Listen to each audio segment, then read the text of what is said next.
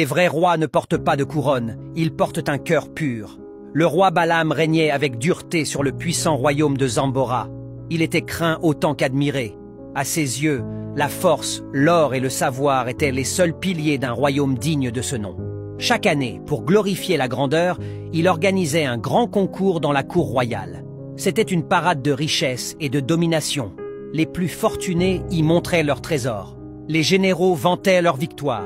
Les sages récitèrent des savoirs complexes que peu comprenaient. Et le roi, trônant au sommet de tout cela, récompensait le plus impressionnant d'un titre et de vastes terres. Mais cette année-là, un bruit étrange circulait dans les marchés et les faubourgs.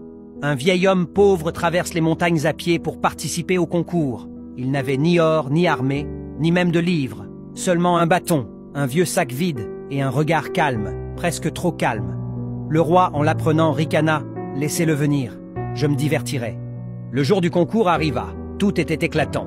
Tapis de soie, instruments de cuivre, danseurs masqués. Un marchand montra un diamant gros comme une prune. Un capitaine raconta comment il avait conquis 5 villages sans perdre un seul homme. Un lettré cite des textes en langue morte. La foule applaudissait. Le roi hochait la tête. Enfin, le vieillard s'avança, silencieux, lent, fatigué. Le roi fronça les sourcils. « Et toi, vieil homme, que viens-tu nous offrir ?» Le vieillard répondit simplement « Je n'ai que mon cœur, Majesté. Un cœur pur qui n'attend rien, mais qui aime sincèrement. Un cœur qui sait écouter, aider et pardonner. » La cour éclata de rire, le roi aussi. « Un cœur, voilà donc ton trésor. Ton cœur ne nourrit personne, ne protège rien, ne bâtit aucun mur. » Le vieillard ne répliqua pas. Il s'inclina et repartit doucement, sans colère. Le roi l'oublia aussitôt.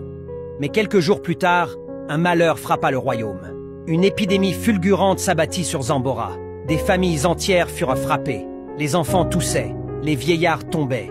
Même les plus riches ne furent pas épargnés. Et bientôt, le roi lui-même tomba malade. Il perdit l'appétit, ses forces, sa voix.